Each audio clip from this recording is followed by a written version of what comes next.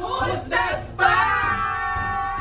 So ayan guys, mag-start na tayo. Ito ay transparent. Sa akin naman, ito ay nakalagay sa plastic bottle.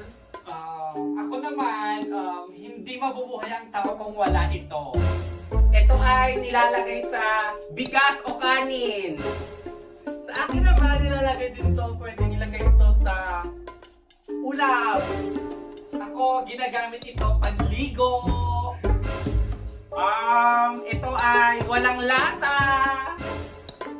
Maasim. Parang alam ko na yung spy. Ito ay ginagamit pandilig sa halaman. So ulaan na natin kung sino. 1, 2,